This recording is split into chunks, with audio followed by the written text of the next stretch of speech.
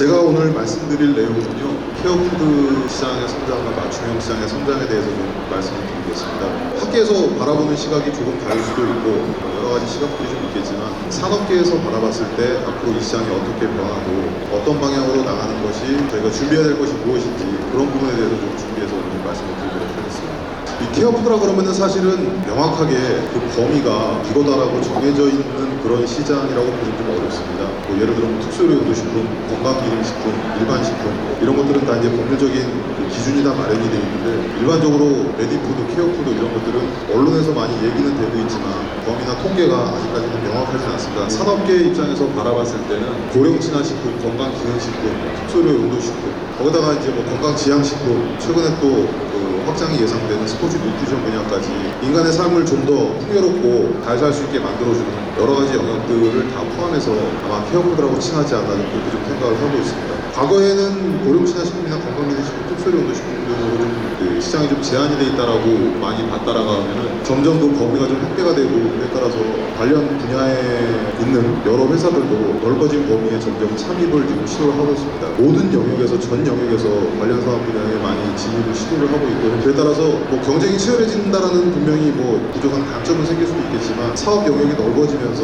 협업을 통한 발전의 기회를 더 가질 수 있는 사업 영역이 아닌가 좀 생각을 하고 있습니다. 케어푸드 시장에서 가장 큰 시장으로 현재 보고 있는 그 건강기능식품 시장만 보더라도 그 어떤 산업의 범위가 넓어지는 것을 물론이려면 고객의 연령대가 굉장히 많이 좀 변하고 있습니다. 과거에 건강기능식품 하면은 대부분 50대, 60대, 70대에서 섭취를 하는 그런 식품으로 많이 인식을 하고 있고, 최근 들어서 그 젊은 연령대가 건강관리에 대한 관심이 굉장히 빠르게 좀 증가를 하고 있습니다. 그러면서 최근 몇 년 사이에 20대, 30대, 40대 쪽에서 굉장히 큰 폭으로 구입률이 증가하고 있는 그런 데이터를 좀 볼 수가 있습니다. 20대, 30대, 40대에서 증가하고 있는 요 원인과 50대, 60대가 증가하고 있는 원인은 저희들 시각에서 보면 약간 이제 다른 이유가 있다라고 판단하는 경우가 있는데, 사실 50대, 60대가 증가하는 거는 고령화되고 본인의 기대 수명이 좀 높아지면서 좀 더 건강하게 오래 살아야겠다는 그런 욕구가 많이 반영이 된 것이라고 본다면, 사실은 젊은 층에서 증가하는 것은 뭐 그런 쪽도 물론 분명히 있겠지만, 또 한 가지 이유는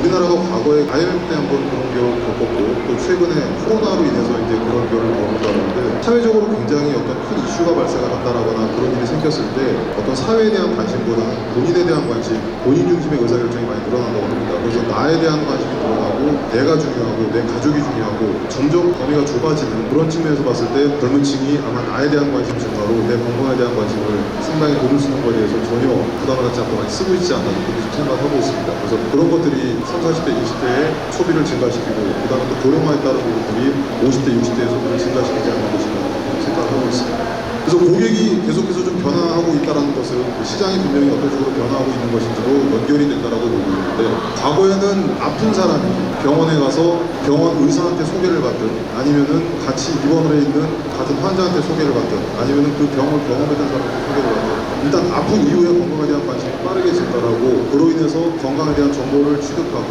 그리고 연령대가 대부분 높다 보니까 그 정보를 취득하는 채널도 TV 홈쇼핑이라든가 아니면 뭐 신문이라든가 TV 광고라든가 이런 쪽을 통해서 많은 정보를 취득을 했습니다. 저희 회사가 처음에 그 소개를 해주신 대로 뉴케어라는 제품, 환자용 영양식을 판매를 하고 있는데, 95년에 시작해서 지금까지 한 28년 동안 그 업을 하고 있습니다만, 이 연령대가 최근처럼 이렇게 빠르게 가파르게 내려가는 건 별로 없습니다. 원래 주 고객이 병원이었고, 병원 환자들의 입소문을 통해서 알려지게 됐고, 그런 것들이 계속해서 성장하는 그 발판이 됐었는데, 최근 들어서는 단백질 음료라든가 이런 쪽에 굉장히 시장이 성장을 하고 그러면서 건강에 대한 음식을 찾는 연령대가 좀 낮아지고 있는 것을 볼 수가 있습니다. 그렇게 연령대가 좀 낮아지다 보니까 최초 관심을 갖는 세대도 나이가 좀 드신 분들, 건강을 걱정하시는 분들보다는 젊은 세대들, 건강한 세대들로 최초 관심 연령대가 좀 바뀌고 있고요. 그 사람들이 사용하는 매체를 통해서 수많은 정보들이 흘러다니고 있다고 보고 있습니다. 과거에 판매되는 채널은 TV 홈쇼핑, 정보를 얻는 채널은 TV, 광고 뭐 이런 거였다라면, 온라인, 오프라인 모두 통틀어서 굉장히 많은 정보들이 움직이고 있고, 그 연령대 변화가 그런 것들을 더 빠르게 변화를 시키고 있다고 좀 좀 생각을 하고 있습니다. 주고객 역시 30, 40대에서 60대까지 점차 좀 확대가 되고 있는 상황이고 이렇게 또 그 연령대가 변하면서 그 시장의 변화가 일어난다면 고객도 계속해서 움직이고 있다라고 좀 상황에서 보고 있습니다. 동남아나 중국 이런 데를 가보면은 여기 계신 분들은 아마 관심이 있어서 그런 매장을 일부 가보셨을 수도 있을 텐데 비타민, 꿀 뭐 이런 식으로 일반적인 건강기능식품, 건강에 관련된 제품들 혹은 그 현지에서 많이 복용하고 계시는 전통식품 이런 것들이 주 제품을 이루고 있습니다. 그리고 그런 것들을 처음에 건강에 대한 관심을 보이기 시작할 때 종합 비타민이라든지 이런 쪽으로 구매를 하는 그런 행태를 좀 보이고 있습니다만 시간이 좀 지나면서 사실은 비타민도 먹고 우리나라 최근에 그런 경험을 많이 하셨을 텐데 예전에는 종합 건강 비타민, 아로나민 골드 이런 식으로 드셨다 그러면은 요즘엔 눈 건강에 좋은 거, 간 건강에 좋은 거, 관절에 좋은 거 굉장히 세분화가 돼가고 있습니다. 그런 식으로 기능성이 복잡한 것들을 고객들이 원하기 때문에 그런 시장들이 계속해서 만들어져 있고 이 시기가 지나고 나면은 본인들이 적극적으로 구매를 하는 시기가 나타나고 있습니다. 해외에서 직구를 통해서 해외 건강기능식품을 산다든지 그런 것들이 많이 나타나고 그런 것들로 인해서 브랜드의 충성도에서 점차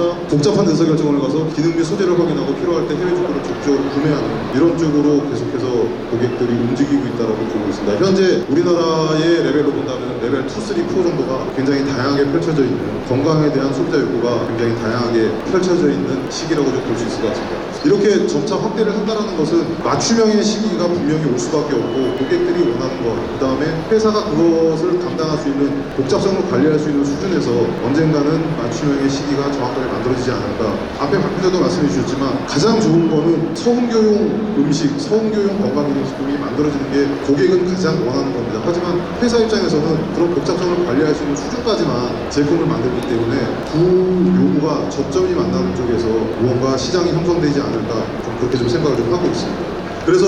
이런 고객이 변화하고 앞으로 전망되는 시장이 변화를 하고 그런 거에 따라서 생태계도 분명히 좀 변화가 될 거라고 생각을 했습니다. 과거에는 제조 중심, 그 다음에 소재 중심, 그 다음에 유통 중심 이런 식으로 계속해서 뭔가 시장이 변화가 된다라고 그러면은 이제는 뭔가 그런 것들과 더불어서 의약품, 식품, 의료기 등 다양한 산업으로 생태계가 확장되는 걸로 예상이 되고요. 그 다음에 정보 습득 채널이 아까 말씀드린 것처럼 굉장히 다양하게 변화를 하고 있고 그 다음에 그것들을 관리하고 통합해서 뭔가 고객의 요구에 맞는 그런 제품들을 만들어내기 위해서는 분명히 데이터 분석이나 알고리즘과 관련된 것들이 생태계 네트워크에서 역할을 하리라고 생각을 하고 있습니다. 과거에 좋은 소재를 가지고 좋은 제조 시설을 가지고 좋은 유통망을 가지고 이 산업에서 사업을 영위할 수 있었던 그런 시대는 점점 지나가고 있고 다양한 분야의 협업을 통해서 이 산업 생태계 내에서 누가 과연 고객의 요구에 맞는 제품을 만들어낼 수 있느냐가 그 사업의 성패를 좌우하는 그런 것들이 되지 않을까 좀 생각을 하고 있습니다. 이렇게 시장이 좀 변화를 하면서 과거에 가장 중요했던 것들은 사실은 어떤 소재를 갖느냐, 기초 소재에 대한 어떤 가공 기술을 가지고 있느냐에 대한 이런 것들이 그 사업에서 1등을 하느냐 2등을 하느냐를 정하는 아주 중요한 요인이었습니다. 물론 지금도 그 요인들이 절대적으로 바탕이 될 수밖에 없습니다. 사실 저런 것들이 바탕이 되지 않고 다른 쪽으로 집중해서 하는 것들이 짧게는 사업의 성공을 가져올 수 있을지 모르겠지만 장기적으로 그 생태계에 대해서 이니셔티브를 가져가기 위해서는 반드시 앞쪽 부분은 기본이 돼야 된다고 생각을 하고 하지만 과거에는 상대적으로 좀 중요도가 떨어졌던 부분 네트워크라든가 시너지라든가 마켓 센싱이라든가 이런 것들이 분명히 좀 필요하다고 생각을 하고 있습니다. 이 네트워크나 시너지에 대해서는 복잡성이 증가하는 가운데 어느 회사 혼자만이 그 복잡성을 다 감당하기에는 굉장히 어려울 걸로 예상이 됩니다. 그 다음에 마켓 센싱이라는 측면에서 본다라고 그러면 이렇게 빠르게 변화하는 시장에 마켓 센싱에 대한 영향이 떨어진다라고 그러면 이 시장에 대응할 수 있는 회사가 되지 못하리라고 좀 생각을 하고 있습니다. 저희 대상 웰라이프도 지금 이 맞춤형 시장에 대해서 아주 많은 준비를 하지는 못했지만 조금씩 그 네트워크를 넓혀가고 있는 것이 이 데이터 알고리즘에 대해서 기술력이 있는 그 스타트업을 최근에 인수를 해서 그 회사와 함께 이 맞춤형 시장에 대응하기 위한 그런 준비를 좀 하고 있습니다. 무엇보다 중요한 것이 이 네 가지가 과거의 시장을 이끌어가는 아주 핵심 성공 요인이었다라고 한다면 거기에 분명히 하나 추가될 것이 앞으로 맞춤형 시장에서는 데이터 분석이라든가 알고리즘을 누가 과연 정확하게 시장에 맞고 저희 회사의 상황에 맞게 설계를 해주고 만들어주고 분석해주느냐가 맞춤형 시장에 대응하기 위해서 성공하는 아주 가장 큰 핵심 요인이 아닌가 좀 생각을 하고 있습니다. 그런 내부적인 역량을 모두 갖췄다 하더라도 사실은 어떤 시기에 맞는 전략을 수립하고 추진하는 것이 굉장히 중요한 회사의 과제 중에 하나입니다. 건강기능식품이라든가 특수의료기능식품 각각 산업 라이프사이클로 본다라고 그러면 약간은 다른 영역에 있습니다. 일부는 성장기 성숙기에 접어든 산업도 있고 일부는 완전 도입기에 있는 산업도 있습니다만 케어푸드 전반적인 영역으로 본다라고는 제 생각에는 분명히 아주 도입기 이런 상태가 아닌가라고 좀 판단을 하고 있습니다. 이런 도입비에서 대부분의 기업들이 선택을 하는 전략은 뭐 상품 인지도 형성을 위해서 마케팅 활동을 하는 그런 것들, 그 다음에 좋은 경로 커버리지, 선택적 유통을 통해서 시장을 테스트하는 그런 활동들을 하고 있는데, 이런 전략을 추진하면서 각각 시기에 맞는 어떤 전략을 선택하고 실제로 운영을 하느냐가 케어푸드 시장에서 살아남을 수 있는 회사의 전략의 방법이 아닌가 생각이 들고요. 저희 회사는 사실 그 건강기능식품과 그 다음에 특수의료식품 두 가지를 하고 있습니다. 근데 특수의료식품은 저희가 봤을 때는 뭐 도입비, 성장기에 이미 접어든 그런 사업이고, 건강기능식품은 사실은 성장기를 조금 넘어선 그런 상황이라고 보고 있습니다. 하지만 맞춤형에 대해서는 뭐 완전 도입비도 아직 이루지 못한 그런 상황이기 때문에 그런 각 라이프 사이클에 맞는 그런 전략들을 현재 수립하고 계속해서 추진을 좀 하고 있습니다. 이런 사업을 추진을 하면서 또 가장 중요하게 생각을 해야 될 것 중에 하나가, 저희는 이제 산업계에서 바라본 시각이라고 말씀드렸는데, 무언가 좋은 그림을 그리는 것만으로 끝낼 수 없는 게 이제 회사의 입장이죠. 항상 그 좋은 비즈니스 모델을 만든다는 것은 어떤 가치를 고객에게 어떤 경로를 통해서 어떻게 줄 수 있느냐가 중요하지만, 가장 마지막에 정말 고민을 해야 될 것은 그래서 얼마 벌 건데가 사실은 가장 중요합니다. 어떤 비용 구조를 가지고 어떤 매출 구조를 만들어 놓고 그 비용 구조 매출 속에서 어떻게 산업을 계속해서 이끌어 나갈 것인가, 사업을 이끌어 나갈 것인가, 그것이 굉장히 중요한데, 아직까지는 사실은 이런 맞춤형 분야에 대해서 명확하게 그런 것들이 그려지지는 않았습니다. 하지만 방향성에 대해서 윗단에 핵심 파트너십을 가지고 어떤 핵심 활동을 통해서 핵심 제공을 통해서 어떤 가치를 제안하고 고객에게 어떤 채널을 통해서 상품을 제공하고 가치를 제공할 것인가, 이런 문제는 과거에 지금 현재 만들어지고 있는 시장에 많은 회사들의 비즈니스 모델을 분석을 하면서 충분히 맞춤형 시장에 대해서 대응할 수 있는 비즈니스 모델을 만들 수 있지 않을까 생각이 듭니다. 그래서 아까 그 전에 보여드렸던 햄버스 그대로 보시면은 앞에서 쭉 말씀드렸던 내용들이 이렇게 이제 정리가 되는 부분인데요. 데이터 분석에 대한 부분, 어떤 파트너십을 가져갈 것인가에 대한 부분, 데이터 분석에 대한 것들을 준비를 해야 되고, 그 다음에 개인 의료 정보, 어떤 가치를 줄 것인가, 일상 건강관리, 경험, 문제 해결에 대한 솔루션을 주고, 플랫폼이나 이런 것들을 통해서 무언가 되어야 되지 않을까. 밑에 이제 아까 말씀드렸는 회사 입장에서는 뭐 분명히 비용 구조 에 대해서 고민을 하지 않을 수가 없는데, 이 부분들은 계속해서 고민이 필요한 그런 사업 영역이 아닌가, 비즈니스 모델 수립 영역이 아닌가 좀 그렇게 생각을 하고 있습니다. 아우홈에 대한 그런 비즈니스 모델을 제가 보면서 비슷하지만 조금은 다른 접근 방법을 가지고 가고 있구나라고 좀 생각을 했는데, 아우홈은 아까 말씀드린 기존의 인프라를 굉장히 잘 활용을 하면서 사업을 스타트하는 계획을 가지고 계시고, 저희는 약간 이쪽 고객 세그먼트 쪽에서 접근을 하는 방법으로 고민을 좀 하고 있습니다. 그래서 맞춤형으로 가면서 이제 또 사업 모델을 세우면서 가장 중요하게 생각하고 있는 것 중에 하나가, 협업을 통해서 뭔가 플랫폼을 만들고 그 고객들이 지속적으로 그 플랫폼 내에서 움직일 수 있는 컨텐츠를 만드는 것이 굉장히 중요합니다. 그러다 보니까 이제 데이터 수집부터 사업 관리까지 모든 것들이 잘 이어지지 않는다라 그러면은 플랫폼이라기보다는 그냥 원웨이로 가는 인터넷 쇼핑몰이 될 가능성이 굉장히 큽니다. 그런데 복잡성이 증가를 하고 그 복잡한 것들을 혼자 감당할 수 없는 수준의 무언가가 만들어지고 그것들을 스스로 해결할 수 없는 상황을 만들기보다는 차라리 모든 것을 어느 정도 플랫폼 내에서 해결할 수 있는 것들을 각 네트워크를 통해서, 협업을 통해서 이 비즈니스 모델을 구축을 한다라고 하면 더 큰 시너지가 있지 않을까라는 관점에서 저희는 계속해서 그걸 좀 시도를 좀 하고 있고요. 그런 것들로 본다라 그러면 뭐 데이터 분석, 그다음에 알고리즘, 그다음에 솔루션을 제공하는 측면, 저희 회사가 가지고 있는 솔루션은 사실은 먹는 거를 제공하고